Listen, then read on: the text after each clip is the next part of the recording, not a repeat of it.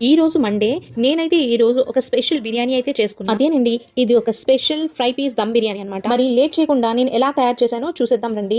1 KG chicken లో half KG chicken తీసుకుని దాంట్లో సన్నగా తరిమి పెట్టుకున్న కొత్తిమీర, పుదీనా, కరివేపాకు కలిపేసుకోవాలి. అండ్ దాంట్లో ఫ్రైడ్ ఆనియన్స్ తో పాటు కొంచెం ఉప్పు, కారం, గరం మసాలా కలిపేసుకోవాలి. దీంట్లో కొంచెం అల్లం వెల్లుల్లిపాయ పేస్ట్, నిమ్మపండు రసం, ఒక 2 స్పూన్లు షాజీరాతో పాటు మసాలా దినుసులు కూడా కలిపేసుకొని ఒక కప్పు ఆయిల్ అయితే కలుపుకొని బాగా కలియబెట్టేసుకోవాలి. అండ్ దీంట్లో కట్ చేసుకుని ఒక 3 పచ్చిమిర్చి అయితే వేసేసుకున్నా. అండ్ ఫైనల్లీ నా దగ్గర ఉన్న కస్తూరి మేతిని ఒక గుప్పుడు తీసుకుని అలా నలుపుకొని వేసుకున్నాను. అంతేనండి, దీన్ని ఒక 15 మినిట్స్ కదపకుండా జస్ట్ పక్కన పెట్టేసుకుని మ్యారినేట్ చేసుకున్నాను.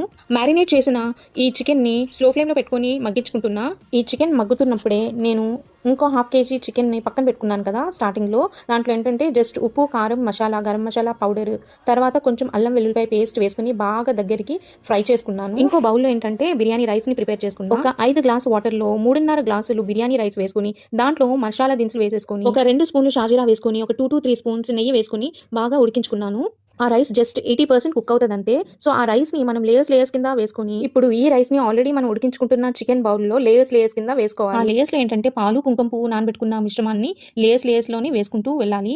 ఆ లేయర్స్ లో ఏంటంటే మనం 2 to 3 స్పూన్స్ నెయ్యి కలుపుకుంటూ వెళ్ళాలన్నమాట. ఈ బిర్యానీలో ఏంటంటే మనకి నెయ్యి చాలా ఎక్కువగానే పడుతుంది. పైన టాప్ లేయర్లో అయితే నేను ఇందాక ఫ్రై చేసుకున్న చికెన్ పీసెస్ని టాపింగ్ కింద వేసేసుకొని దాంట్లో ఫ్రైడ్ ఆనియన్స్ కొంచెం నెయ్యి వేసుకొని 20 మినిట్స్ మగ్గనివ్వాలి. అంతేనండి, మన స్పెషల్ బిర్యానీ రెడీ అయిపోతుంది.